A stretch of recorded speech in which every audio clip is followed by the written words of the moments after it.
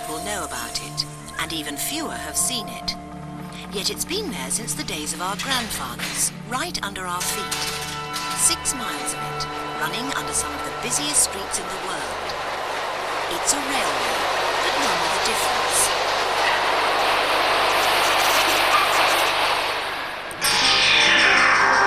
A track with trains that carry no passengers. There are no drivers and there are no guards. These trains travel the length of the tunnels many times a day, every day.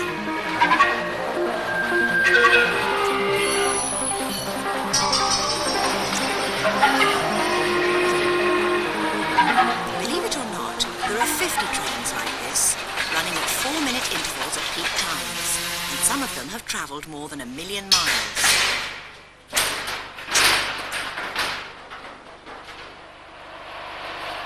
They travel at 35 miles an hour, 70 feet under central London, from east to west and back again, calling at 7 purpose-built underground stations, completely independent of London's underground passenger network, running along specially constructed tunnels.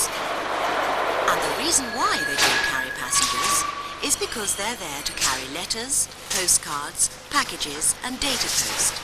In fact, 1/3 of the mail that comes in and out of London every day. For this is London's Post Office Underground Railway, and it's unique.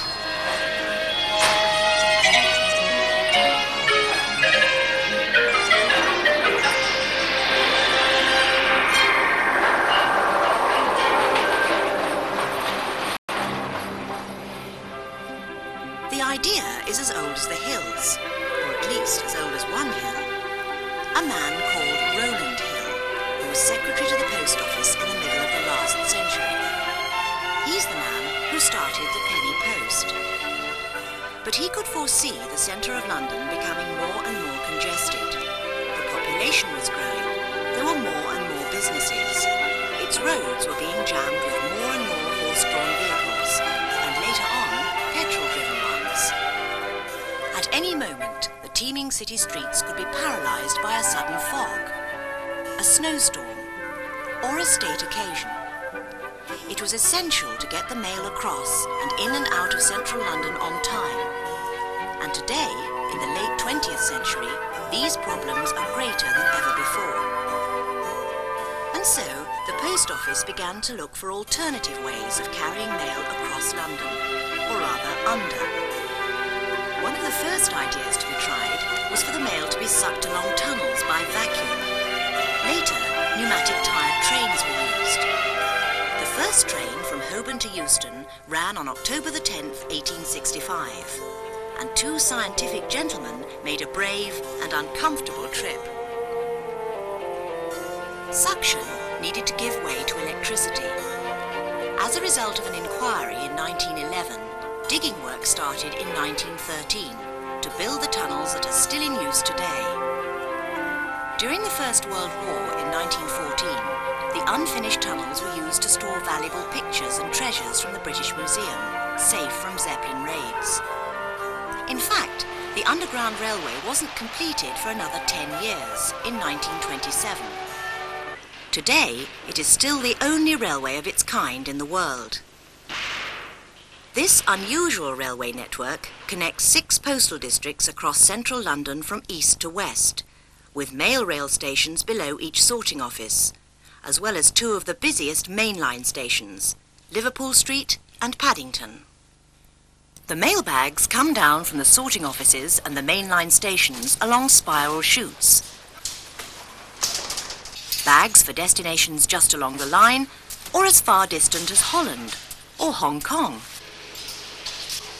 They're packed into the containers of the trains to begin their journey across London.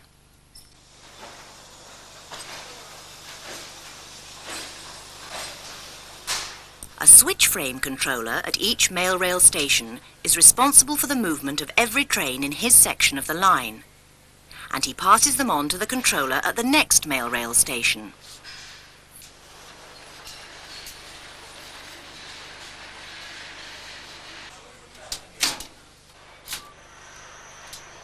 Each train runs to time, 50 of them, on average 1 every 4 minutes, some going straight through, but most on stopping trips.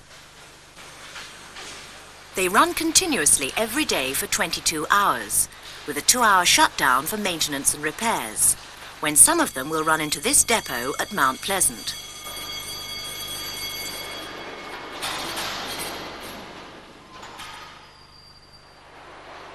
Here's one of the latest trains, a non-stop express carrying urgent mail and data post from Liverpool Street to Paddington, a 6-mile journey across London that would take just under 13 minutes. In this specially edited sequence, we can now get a worm's eye view of London on an exclusive ride on the mail rail. It's 70 feet under the City of London, with the River Thames to its left. It'll be running under and over London's sewers and the tunnels that carry the tube trains. It's passing St Paul's and the First Station.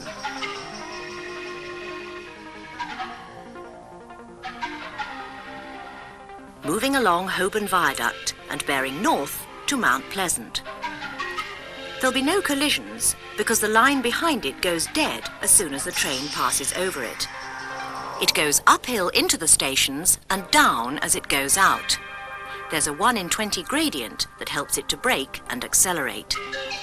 Southwest now, past the British Museum and Centre Point, and north of Piccadilly Circus and Trafalgar Square, through Western Central Station, then the Western District Station just off Oxford Street, and onwards, behind Selfridges and all the top London stores, past Marble Arch, and northwest to Paddington.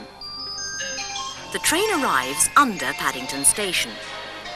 This vital link in the post office chain has carried about 120 mailbags swiftly and easily across London, just a fraction of the 40,000 that travel this line every day. Nearly 250 postal staff and engineers have helped to make it run efficiently and quickly. It's taken the mail traffic between 6 London sorting offices and 2 mainline stations off the streets of one of the most congested capitals of the world. Millions and millions of letters and data post every day. So, the chances are this unique railway has carried one of your letters.